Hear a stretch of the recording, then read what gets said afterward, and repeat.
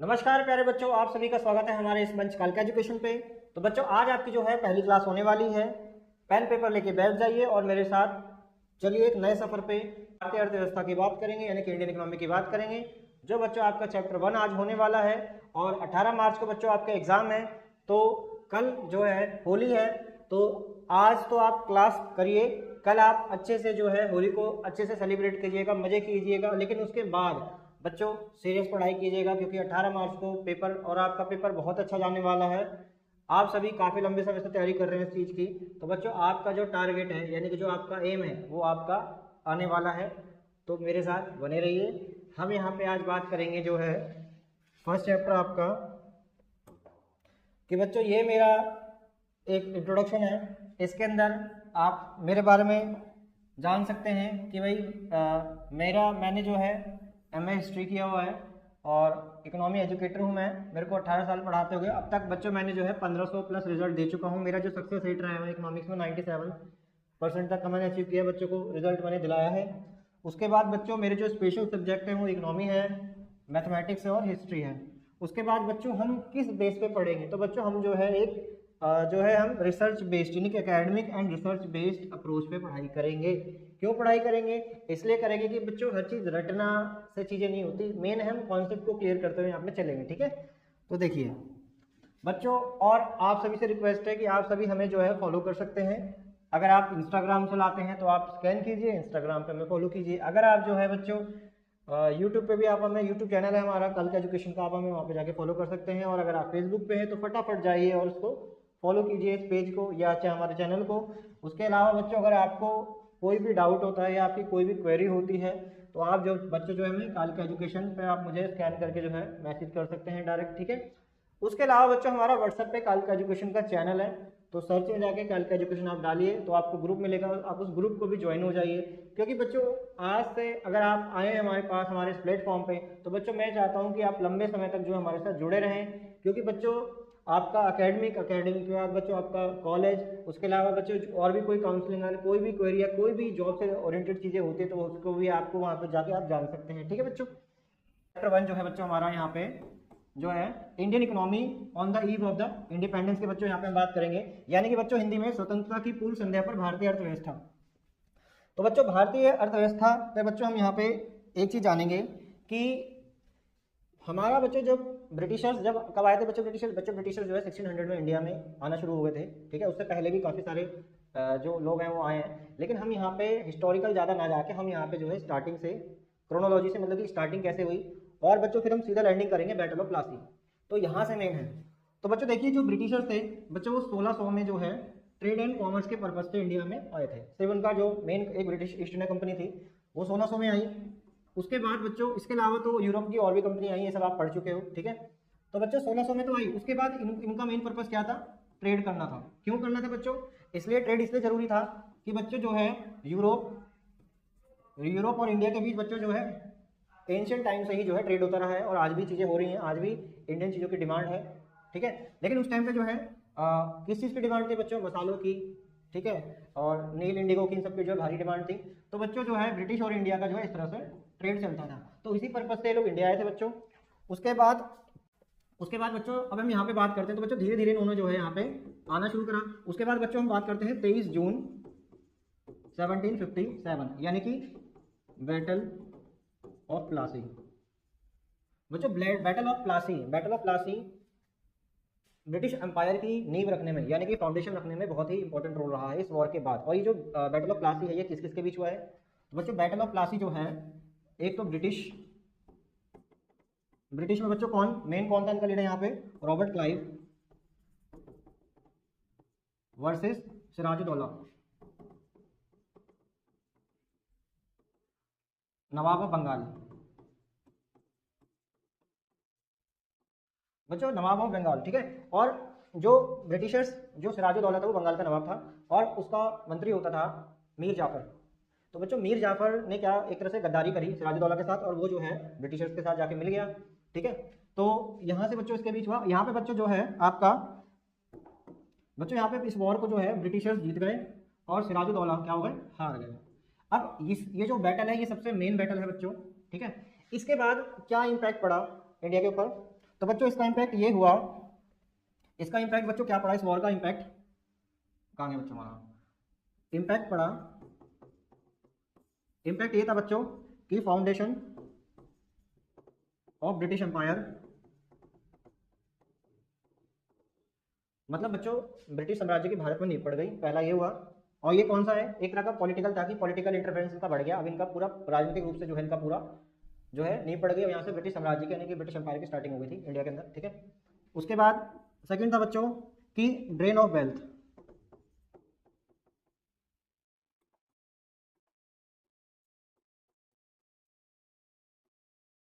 बच्चों यहाँ पे हम बात करेंगे ड्रेन ऑफ वेल्थ की। तो बच्चों ड्रेन ऑफ वेल्थ क्या था, ड्रेन ऑफ वेल्थ ये था कि बच्चों जब ब्रिटिशर्स का फाउंडेशन हो गया ब्रिटिश एम्पायर की, उसके बाद बच्चों जितने भी रिसोर्सेज थे तो वो यहाँ से इंडिया से जो है अपने ब्रिटेन को ले आना शुरू उन्होंने कर दिया, यानी कि लूटपाट मचानी शुरू कर दी, पहली दूसरी चीज़ ये हो गई हमारी।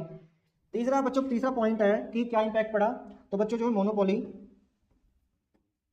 Monopoly on trade and tax, tax में बच्चों जो है अब इनको जब उनका जब बच्चों ट्रेड के ऊपर जो इनका पूरी तरीके से अधिकार हो गया, तो भाई किस बात का टैक्स देंगे वो लोग, तो टैक्स से भी टैक्स फ्री भी हो गए ये लोग, ठीक है, ये लोग क्या हो गए बच्चों टैक्स फ्री भी हो गए।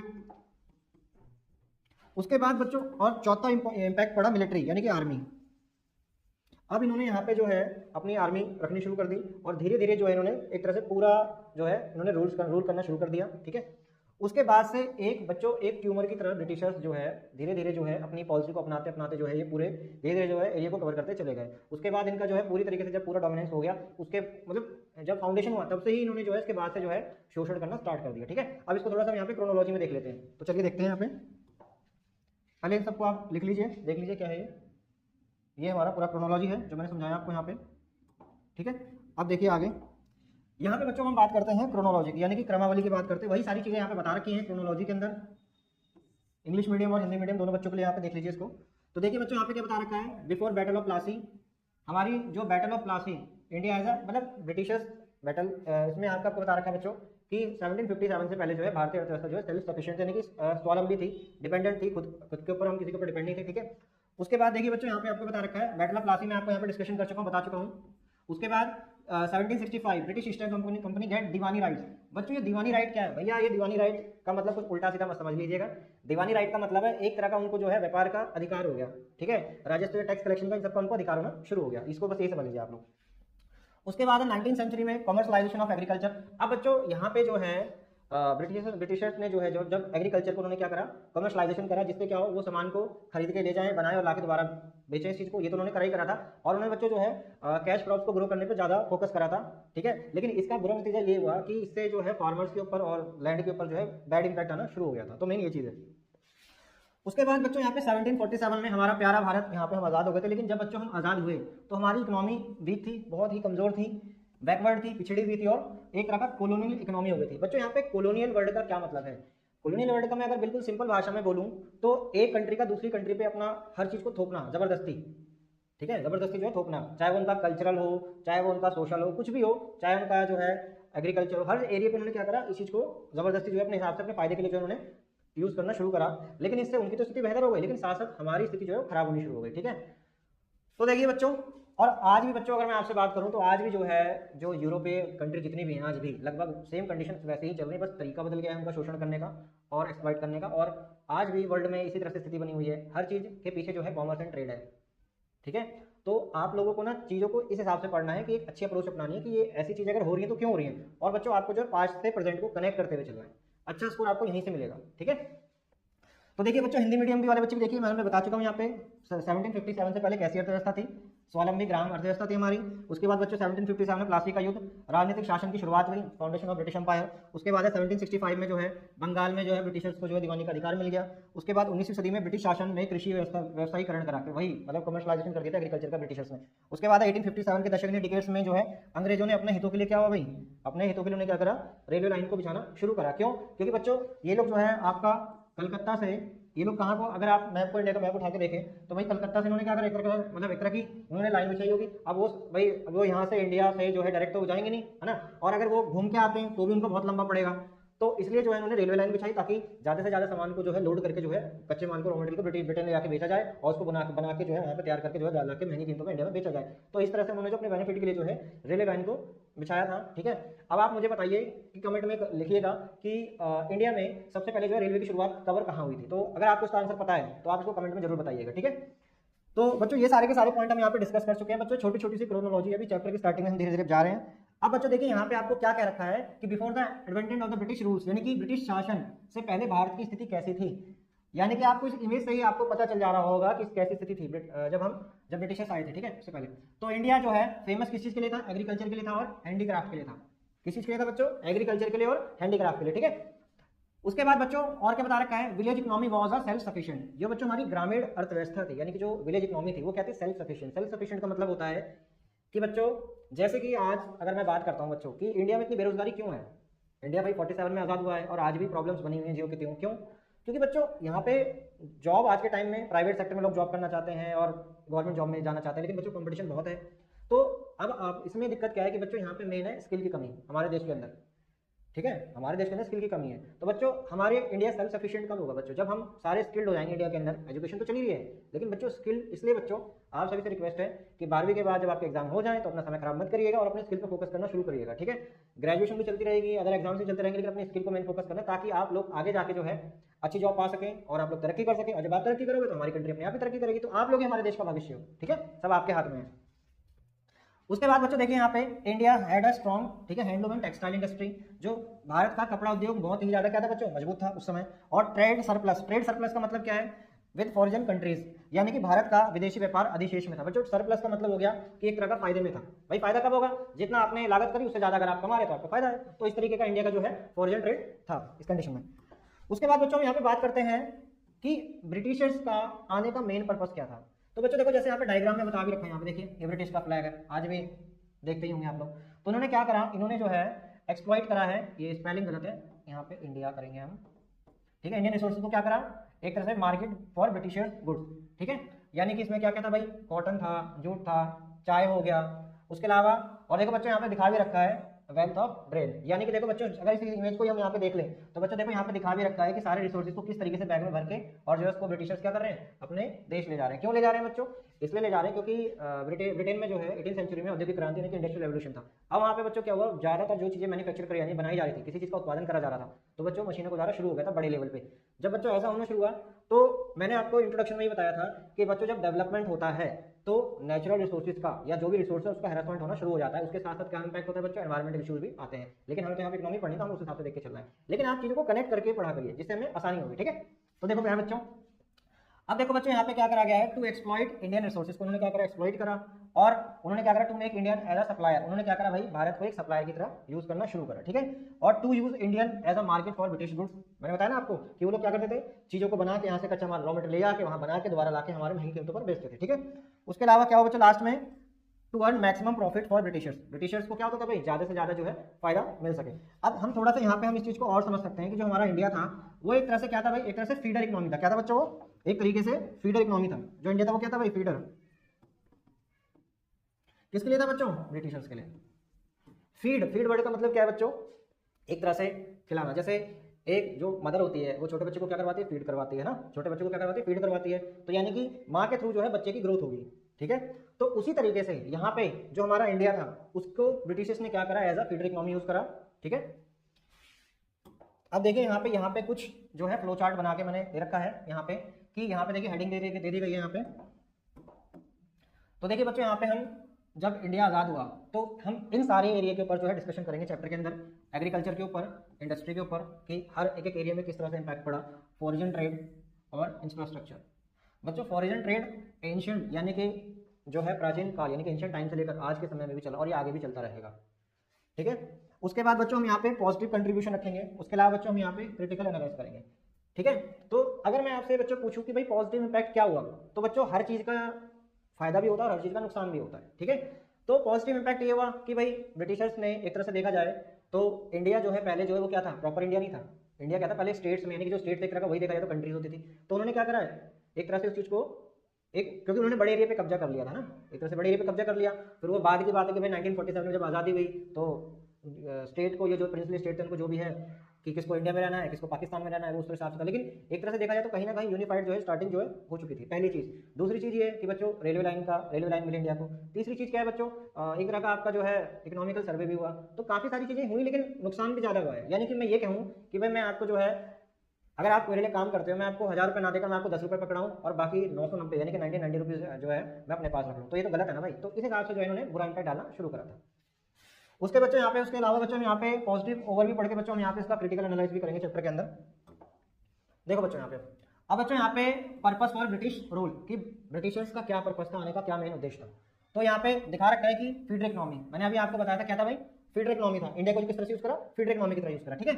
उसके बाद है बच्चों देखो यहाँ पे Indian economy before British rule, यानी कि जो भारतीय अर्थव्यवस्था थी वो ब्रिटिश रूल से पहले किस तरीके से थी, ये भी मैं पीछे पढ़ा चुका हूँ आपको ना। तो देखो यहाँ पे क्या था, हमारा प्रोस्पेरियस था, अग्रेरियन था और फेमस फॉर द हैंडीक्राफ्ट। इन सब चीजों के लिए क्या था बच्चों, प्रसिद्ध था। यानी कि बच्चों जो भारतीय अर्थव्यवस्था थी वो क्या थी, कृषि प्रधान। कृषि प्रधान का मतलब हो गया कि बच्चों हमारा जो इनकम का जो मेन सोर्स था वो एग्रीकल्चर ही था। 85 to 90% जो लोग थे वो एग्रीकल्चर में ही लगे हुए थे और वहीं से उनका इनकम का सोर्स होता था, ठीक है। उसके अलावा बच्चों क्या हो गया हमारा यहाँ पे, हस्तशिल्प उद्योग हो गया, ठीक है। देख लीजिए इसको, स्क्रीनशॉट ले लीजिए, लिखना तो लिख लीजिए। उसके बाद बच्चों देखिए यहाँ पे, अब यहाँ पे बच्चों हम एग्रीकल्चर सेक्टर की बात करते हैं अंडर ब्रिटिश रूल, यानी कि जो हमारा कृषि क्षेत्र था, यानी कि जो ब्रिटिश के अंतर्गत कृषि क्षेत्र, ये हेडिंग हो गई इसकी हमारी बच्चों। अब देखिए यहाँ पे बता के रखा है लैंड सेटलमेंट सिस्टम। तो बच्चों British wants to zamindars farmers remain poor, ठीक है।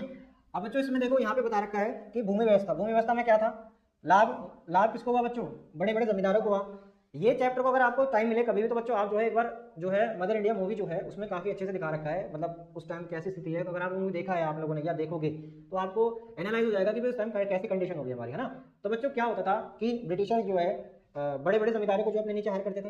अब वो लोग क्या करते थे, बड़े बड़े जमींदार, उनको एक एरिया दे दिया जाता था कि भाई आप हमें जो है यहाँ से रेवेन्यू निकाल के देंगे। अब जो बड़े जमींदार थे वो छोटे जमींदारों के पास। उसके बाद बच्चों सबसे नीचे आ गए फार्मर्स।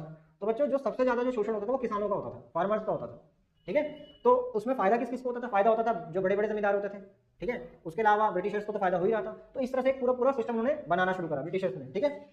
उसके बाद बच्चों यहाँ पे उन्होंने जो है कृषि का व्यवसायीकरण कर दिया, यानी कि कमर्शियलाइजेशन ऑफ एग्रीकल्चर। यानी कि उन्होंने बच्चों क्या करा भाई, cash crops grown for British industry not local needs. अब बच्चों यहाँ पे ये हुआ कि भाई ब्रिटिशर्स ने क्या करा, कैश क्रॉप्स को प्रमोट करना शुरू करा, तो फार्मर्स को भी प्रेशराइज करने लग गया। और उसमें क्या होता था बच्चों कि मान लो कि भाई किसी चीज को ग्रो करा जा रहा है तो कुछ पार्ट अपने पास रखे और बाकी सारा जो है इसको बेच दिया जाता था, किसको, ब्रिटिशर्स को, सस्ती कीमतों पे, ठीक है। उसके अलावा देखो बच्चों यहाँ पे लो प्रोडक्टिविटी, और बच्चों जब किसी भी चीज पे प्रेशर आएगा तो उसकी प्रोडक्टिविटी में कमी आनी ही आनी है, ठीक है। तो यानी कि देखो बच्चों, और लो प्रोडक्टिविटी के कारण क्या थे, आउटडेटेड टेक्नोलॉजी। बच्चों आउटडेटेड टेक्नोलॉजी, आज की तरह ना तो बच्चों ट्रैक्टर होते थे, तो उस टाइम पे बच्चों जो है आपका जो है ट्रेडिशनल तरीके को यूज करा जाता था, जिसमें आपका बैल हो गए, हल हो गया, इस तरीके से जो खेती करी जाती थी इंडिया के अंदर, ठीक है। तो अगर आप मदर इंडिया मूवी देखोगे तो आपको काफी आइडिया लग जाएगा इस चैप्टर से, तो रिलेटेड आपको काफी सारी चीजें समझ में आ जाएंगी, ठीक है। और पुअर इरिगेशन फैसिलिटी, कि बच्चों सिंचाई के लिए जो है उतनी अच्छी व्यवस्थाएं नहीं थी, बारिश पे लोग डिपेंड थे, ठीक है। उतना ज़्यादा ना ही कैनाल्स को बनाया गया, ज़्यादा उतना प्रमोट नहीं करा गया चीज़ों को लेकर। और क्या था भाई, फर्टिलाइजर का यूज़ वहाँ पे नहीं किया जाता था। मतलब एक तरह से हम ये कह सकते हैं कि ऑर्गेनिक फार्मिंग को ही मेन वहाँ पे था। लेकिन बच्चों ऑर्गेनिक फार्मिंग का ये दिक्कत है कि नेचुरल तरीके से अगर कोई भी चीज़ बच्चों ग्रो होगी तो उसमें टाइम लगता है, और इतना टाइम अगर आप ट्रेड एंड कॉमर्स में जा रहे हो, अगर आप कोई बिजनेस चला रहे हो तो बच्चों आप इतना ऑर्गेनिक चीज़ों पर नहीं जा सकते। और लेकिन बच्चों जो है अगर हम बच्चों मॉडर्न में जाएंगे तो बच्चों मॉडर्न फार्मिंग में तो बच्चों वहाँ पे प्रोडक्टिविटी तो ज़्यादा है, लेकिन बच्चों उसका हेल्थ इशू, एनवायरमेंट इशू, ठीक है। तो ये सारी प्रॉब्लम भी आती हैं, तो इस हिसाब से चीज़ें बच्चों। तो बच्चों ये, उसके बाद बच्चों ये देखो यहाँ पे देख लीजिए, भूमि व्यवस्था का उन्होंने जो है भूमि व्यवस्था को स्टार्ट करा, कृषि का व्यवसायीकरण करा, यहाँ पे कम उत्पादकता को जो है उन्होंने बढ़ाना शुरू करा। और बच्चों निवेश की कमी, यानी कि बाढ़ नियंत्रण, यानी कि जो है बच्चों फ्लड्स हो गया, सिंचाई पे, इन सब की जो है कमी थी, कोई फैसिलिटी नहीं थी, तो ये सारी समस्याएं थी बच्चों, ठीक है। देख लीजिए, अब देखो बच्चों यहाँ पे बात होती है industrial sector under British rule, यानी कि भाई यहाँ पे देखिए, यहाँ पे हम इन्हीं सारी चीजों को डिस्कशन कर रहे हैं। जैसे पहले हमने यहाँ पे एग्रीकल्चर को डिस्कस कर लिया, अब यहाँ पे बच्चों हम बात कर रहे हैं इंडस्ट्री के बारे में बात कर रहे हैं। देखिए तो बच्चों यहाँ पे क्या करा गया भाई, डी इंडस्ट्रियलाइजेशन करा गया, यानी कि डिक्लाइन ऑफ द हैंडीक्राफ्ट। जब बच्चों ब्रिटिशर्स की चीजें यहाँ पे बिकना शुरू हो गई तो भाई धीरे धीरे जो है, अब भाई जैसे आज के टाइम में कोई इंडियन चीज़ और कोई चाइनीज़ चीज़ है, भले चाइनीज़ चीज़ मजबूत नहीं होती है, लेकिन अगर हम उसी को पैसा ज़्यादा लगाएंगे तो हमें चीज़ें मिलने भी उसी तरह से शुरू होगी, है ना। जैसे आज के टाइम में मान लीजिए कि हमारे पास एंड्रॉइड फ़ोन है, सभी के पास, आप सभी चलाते ही होंगे। तो क्या लगता है आपको कि ये सारा अलग अलग बनाया था? नहीं बच्चों, इनको बनाया एक ही जगह पे जाता है, ठीक है, बनाया इनको एक ही जगह पे जाता है। और ज़्यादा बड़े लेवल पे बनाया जाता है, ठीक है, ज़्यादा बड़े लेवल पे बनाया जाता है, तो इंडियन चीज़ें आज भी जो है पीछे हैं कहीं ना कहीं देखा जाए। तो एक तरह से देखा जाए तो भाई आज भी हम जो है चाइना पर डिपेंड है। अगर चाइना से हम डायरेक्ट ट्रेड को बंद कर दें तो इंडिया में महंगाई चीज़ें और महंगी हो जाएंगी, ये हमारी मजबूरी है। तो ठीक उसी तरीके से क्या हुआ, ब्रिटिशर्स की जब चीज़ें आई तो उनकी डिमांड बढ़ी। अब धीरे धीरे जब भाई कंज्यूमर को तो फायदा चाहिए, तो कंज्यूमर क्या करेगा भाई, अच्छी चीज़ पे जाएगा, सस्ती चीज़ पे जाएगा, कंज्यूमर को तो ये चाहिए। तो उससे क्या हुआ, इंडियन हैंडीक्राफ्ट को जो नुकसान होना शुरू हो गया, ठीक है। उसके बाद बच्चों, ठीक है, एडवर्स इफेक्ट हैवी अनएम्प्लॉयमेंट। बच्चों जब देखो हैंडीक्राफ्ट जब डाउन जाएगा तो क्या होगा, अनएम्प्लॉयमेंट होगा, ठीक है, और import of the British goods. उसके बाद देखो no capital goods industry, machinery not produce in India, Bharat के अंदर जो बच्चों मशीनों का यूज जो है नहीं करा गया। उसके अलावा बच्चों क्या, लिमिट पब्लिक सेक्टर, ठीक है। इसके अलावा जो पब्लिक सेक्टर में जैसे ब्रिटिशर्स ने रेलवे, पोर्ट्स और कम्युनिकेशन को बनाया था, क्यों बनाया था, अपने बेनिफिट के लिए बनाया था, ठीक है भाई। और लो प्रोडक्टिविटी जीडीपी कंट्रीब्यूशन। अगर आपको जीडीपी का मतलब पता है तो कमेंट में बताइए, ठीक है, कि जीडीपी क्या होती है, जीडीपी डेफिनेशन क्या है, ठीक है, जरूर बताइए। तो बच्चों यहाँ पे हम देखो डिस्कस कर लेते हैं थोड़ा सा, जैसे हिंदी में औद्योगिकरण का पतन यानी कि हस्तशिल्प उद्योग को क्या करा गया बच्चों, नष्ट करा गया। उसके बाद है प्रतिकूल प्रभाव, बेरोजगारी बढ़ी। जब इंडस्ट्री, जब हैंडीक्राफ्ट इंडस्ट्री जब खत्म होनी शुरू होगी, डाउन होना शुरू होगा, तो बेरोजगारी बढ़ेगी। ब्रिटिश वस्तुओं का आयात, यानी कि ब्रिटिश वस्तुओं को जो है ब्रिटिश वस्तुओं को यहाँ से ज़्यादा से ज़्यादा क्या करा गया भाई, आयात करा गया, इंपोर्ट करा गया, ठीक है। उसके बाद है पूंजीगत औद्योगिक का अभाव, यानी कि मशीनों के द्वारा जो है यहाँ पे जो चीज़ें उत्पादन नहीं होता था। सार्वजनिक क्षेत्र सीमित थे, रेलवे, बंदरगाह और संचार का उन्होंने जो है अपने लिए फायदे के लिए स्टार्टिंग करी। और जीडीपी, तो बच्चों ये सारे के सारे जो है इम्पैक्ट थे किस पे बच्चों, इंडस्ट्रियल सेक्टर के ऊपर ये सारे के सारे जो है बैड इंपैक्ट आने शुरू हो गए, ठीक है। अब देखो बच्चों हम यहाँ पे बात करते हैं, अगर आपने इसका स्क्रीनशॉट लेना है, स्क्रीनशॉट लिखना है, लिख लीजिएगा वीडियो को रोक के, ठीक है। देखिए बच्चों यहाँ पे, अब बच्चों यहाँ पे हम बात करते हैं फॉरेन ट्रेड की। किसकी बात करते हैं बच्चों हम यहाँ पे, फॉरेन ट्रेड की, कि जो विदेशी व्यापार पे, यानी कि विदेशी व्यापार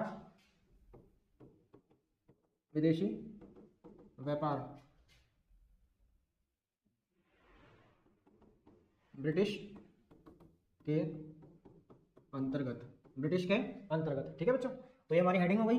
तो बच्चों इसमें ना आपको मैं मेन पॉइंट बताते हुए चल रहा हूँ, क्योंकि जब आपको एग्जाम में लिखोगे आप इसको याद करके, आपको कॉन्सेप्ट को समझ के याद करके, उसके अलावा जब आप किताब को भी एक बार आपको रीड जरूर करना है, एनसीईआरटी हो या आपकी कोई भी बुक हो, उसको रीड जरूर करना है। इससे क्या होगा, जब आप पेपर में जाके बैठोगे तो आपको इन्हीं पॉइंटों को सेंटर में रखकर इन्हीं के इर्द गिर्द चीज़ों को लिखना है, ठीक है। इसमें ज़्यादा मैं यहाँ पे ज़्यादा लंबी चौड़ी लाइनों को हम डिस्कस ना करके मेन फैक्ट पॉइंट को हम डिस्कस यहाँ पे कर रखे हैं, क्योंकि रिवीजन क्लास है आपकी, इतना टाइम ना आपके पास है ना मेरे पास, ठीक है।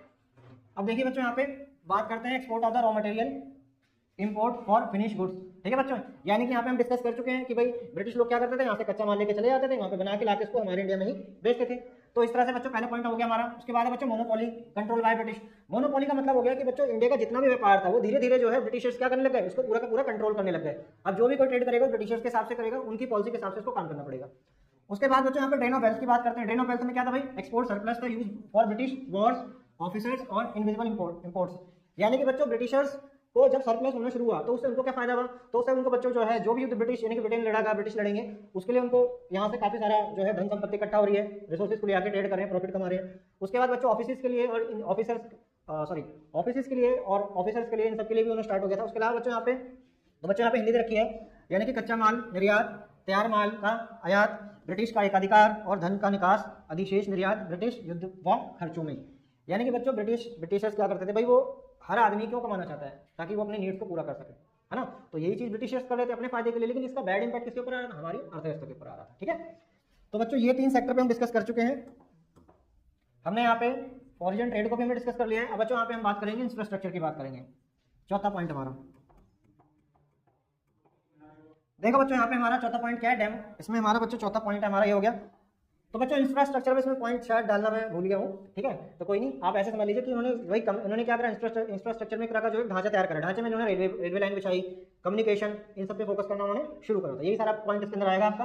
अब बच्चों देखो यहाँ पे हम डेमोग्राफिक कंडीशंस की बात करेंगे कि डेमोग्राफिक कंडीशन की कैसी स्थिति थी। बच्चों ये पॉइंट इंपॉर्टेंट है, यहाँ से आपका कम से कम ये पॉइंट जो है ये आपका एक एमसीक्यू पेपर में आया हुआ है और आपसे पूछ भी सकता है कि फर्स्ट ऑफिशियल सेंसस यानी कि कब ब्रिटिशर्स ने करवाया था, 1881 में इंडिया के अंदर हुई थी। यानी कि जनसंख्या का रिकॉर्ड कब रखा गया, 1881 में रखा गया, ठीक है। उसके बाद देखो क्या है, it shows that the Indian population growth was slow और irregular during the British period. यानी कि बच्चों इसमें देखो आपको बता रखा है एक तरह का बच्चों जनसंख्या का पता करने से जो है, क्योंकि पहले जो चीजें अनऑर्गेनाइज थी उसको ब्रिटिशर्स ने अपने फायदे के लिए क्या करा, ऑर्गेनाइज करना शुरू करा। उन्होंने जनसंख्या की गणना करवाई 1881 में, ठीक है, जिससे जो है उनको हर स्थिति के बारे में पता चल जाए, ठीक है। और उसके बाद देखो इसका बच्चों पॉजिटिव इंपैक्ट क्या हुआ, पॉजिटिव इंपैक्ट बच्चों ये हुआ कि गवर्नमेंट को जो है डेटा कलेक्ट हो गया कि कितनी जनसंख्या है भाई, कितना पॉपुलेशन है। उसके बाद बच्चों उन्होंने क्या करा भाई, इस डेटा को जो है उन्होंने अपने हिसाब से यूज़ करना शुरू करा कि कितने लोग गरीब हैं, वीक सोशल डेवलपमेंट किस तरीके का है सोसाइटी में, ठीक है। तो ये सारी की सारी स्थिति थी बच्चों। यहाँ पे देख लीजिए हिंदी में, इससे पता चला कि ब्रिटिश काल में जनसंख्या वृद्धि धीमी थी और असंतुलित थी सॉरी है, ठीक है बच्चों। अब देखिए बच्चों नकारात्मक इंपैक्ट क्या पड़ा बच्चों, इसका नेगेटिव इंपैक्ट क्या था कि खराब और सामाजिक आर्थिक स्थिति सामने आई। तो ध्यान रख लीजिएगा कि पहली जो जनसंख्या यानी कि पहली जो जनगणना कराई वो ब्रिटिशर्स द्वारा 1881 में कराई गई। क्यों कराई गई, ताकि जो है समाज को समझा जा सके। समाज को समझने का मतलब है कि भाई कितने लोगों की जनसंख्या है, समाज की क्या स्थिति है, कितने लोग पढ़े लिखे हैं, कितने लोग अनपढ़ हैं, कितने लोग अमीर हैं, कितने लोग गरीब हैं। और इसके अलावा बच्चों उन्होंने यहाँ पे जो है धार्मिक रूप से भी समझना शुरू करा। तभी तो बच्चों उन्होंने जो है, क्योंकि पहले की जो व्यवस्थाएं थी भारत के अंदर, अगर हम धार्मिक हिसाब से देखें यानी कि रिलीजियस पर्पज से देखें, तो बच्चों पहले की चीज़ में क्या था भाई, जो समाज था हमारा वो जातियों में धर्मों में बटा हुआ था। तो ब्रिटिशर्स ने इसी चीज़ पर तो फायदा उठाया है कि फूट डालो और शासन करो की नीति को उन्होंने अपना, ये भी आप पढ़ चुके हो, ठीक है। तो इसलिए जनगणना कराई गई। और बच्चों आज भी देखा जाए तो पॉपुलेशन जनगणना तो हुई है, उसके अलावा बच्चों जो पॉलिटिकल पार्टीज होती हैं हमारे देश में, कहीं ना कहीं वो भी जो है इस तरीके से ही डेटा को यूज़ करती हैं। डेटा को यूज़ कैसे करती हैं कि भाई इस क्षेत्र में कौन ब्राह्मण है, अगर ब्राह्मण ज़्यादा है, ठीक है, मैं किसी कम्युनिटी पे जो है कोई कमेंट नहीं कर रहा हूँ, लेकिन हमारे देश में जो पॉलिटिकल पार्टी हैं वही कहीं ना कहीं समाज का विभाजन आज भी कर रही हैं, देखा जाए तो, ठीक है। मैं किसी जाति या किसी धर्म के ऊपर कोई कमेंट नहीं करना चाहता, ठीक है ना, मेरे को किसी को जो है किसी को नुकसान पहुंचाने का या किसी के खिलाफ जो है भेदभाव करने का कोई मतलब मेरा नहीं है, ठीक है। तो मेरा यही कहने का मतलब है कि पॉपुलेशन को, डेटा को इस तरह से मिसप्लेस या मिसयूज करा जा सकता है, जो आज जो पहले भी होता था और आज भी होता है। अब देखिए यहाँ पे बच्चों क्या बता रखा है 1921। बच्चों इसके ऊपर भी एक एमसीक्यू आपका बन सकता है पेपर के हिसाब से, year for a great divine. इसको 1921 को क्या कहा जाता है, ईयर ऑफ ग्रेट डिवाइन कहा जाता है। इसमें क्या बच्चों बताया गया है, the year 1921 is called the year of great divine because after this year population started increase, ठीक है। यानी कि बच्चों 1921 से जो है पॉपुलेशन धीरे धीरे बढ़ना शुरू हो गई थी। क्यों हो गई थी बच्चों, क्योंकि सुविधाएं, भाई आज के टाइम में जितनी पॉपुलेशन क्यों है इसलिए है कि भाई लोग मर कम रहे हैं, पैदा ज़्यादा हो रहे हैं। क्यों हो रहे हैं, सुविधाएं इतनी सारी हो गई हैं, मेडिकल फैसिलिटीज़ बढ़ गई हैं। जबकि पहले के टाइम में देखा जाए तो गांव में क्या होता था, अक्सर बच्चे जो है घरों पे हो जाते थे और उसमें से बच्चे कुछ तो सर्वाइव कर जाते थे, लेकिन कुछ ज़्यादातर बच्चे जो है मर जाते नहीं, कि डेथ रेट ज़्यादा था, बर्थ रेट कम था। लेकिन आज के टाइम में क्या मेडिकल फैसिलिटीज़ बढ़ गई हैं, तो उसका बैड इंपैक्ट कहीं ना कहीं देखा जाए तो हमारी इकोनॉमी पर आज भी पड़ रहा है, ठीक है। तो इस हिसाब से बच्चों चीज़ों को समझने की कोशिश किया करो आप लोग, ठीक है। अब देखो इसको बच्चों महान विभाजक वर्ष कहते हैं हिंदी वाले बच्चों के लिए। इसके बाद क्या हो गया बच्चों, 1921 के बाद जनसंख्या जो है बढ़नी शुरू हो गई थी, ठीक है। ये एमसीक्यू में एक नंबर में आपका 100% आने के चांसेस पूरे हैं, ठीक है। इसका बच्चों इंपैक्ट क्या हुआ, इसका बच्चों ये इंपैक्ट हुआ आपका, इसका बच्चों ये इंपैक्ट हुआ, पॉजिटिव इंपैक्ट क्या हुआ, डिक्लाइन डेथ रेट, ठीक है। डेथ रेट क्या होगा बच्चों, कम होने शुरू होगा, जैसे मैं बता चुका हूँ। और बच्चों डेथ रेट क्यों कम होंगे, मेडिकल कंडीशन जो है बच्चों बेहतरीन होनी, इंप्रूव होनी शुरू हो गई थी, ठीक है। मेडिकल फैसिलिटी जो भी होती हैं, और लगातार जनसंख्या क्या हो गई बच्चों, बढ़ती चली गई। यानी कि बच्चों मृत्यु दर में कमी आ गई, बाद में संसाधनों पर दबाव पड़ा। देखो बच्चों सुविधाएं जब बढ़ती हैं तो उससे हमारे, पहले ही मैं बता चुका हूँ, एनवायरनमेंट पे, ठीक है, उसके अलावा हमारे नेचुरल रिसोर्सेज पे, हर चीज़ पे जो है एक तरह का प्रेशर आना शुरू हो जाता है, ठीक है। तो देखिए बच्चों ये सारे का सारा इंपैक्ट आना शुरू हो गया था हमारा। उसके बाद बच्चों देखो यहाँ पे, तो आज के लिए बच्चों के लिए जो है क्लास को यहीं पे ही रोकते हैं। इसका सेकंड पार्ट मैं आपको जल्दी ही दूंगा, तो जितना मैंने आपको पढ़ाया है उसको एक बार रिवीजन कर लीजिएगा। और आप लोग जो है पढ़ाई किस तरीके से करेंगे, ठीक है, पढ़ाई आप किस तरह से करेंगे। जैसे कि मान लीजिए हम यहाँ पे बात करें डे 1 की और डे 2, तो आपने अगर बच्चों जैसे आज मैंने आपको चीज़ पढ़ाई, तो आप जब कल अगले सेकंड डे में जब आप आओगे तो आप क्या करोगे बच्चों, इस डे 1 का जो आपने याद करा है उसको आप हाफ आवर्स में जो है रीड करके आगे बढ़ जाओगे। एक तरह का क्विक रिवीजन ले लोगे। उसके बाद आप जो है अपना जो टुडे का जो आपका आज का शेड्यूल है आप उसको उस हिसाब से पढ़ना शुरू कर दो। यानी कि बच्चों मेरे कहने का मतलब है आप जो है पूरे का पूरा चेन सिस्टम के हिसाब से पढ़ाई करेंगे। ये मेथड आप अपनाएंगे तो आप कभी चीज़ों को भूलेंगे नहीं और आपको कॉन्सेप्ट भी अच्छे से समझ में आ जाएंगे। तो बच्चों इस चैप्टर को जो है एक बार रीड कर लेना। इसका अगला लेक्चर मैं आपके लिए जल्दी ही डालूंगा। मिलते हैं इसकी अगली क्लास में। अभी के लिए धन्यवाद और हमारे चैनल को सब्सक्राइब करें, लाइक करें और अपने फ्रेंडों के साथ जरूर शेयर करें। ठीक है बच्चों, प्यारे बच्चों, ठीक है, धन्यवाद।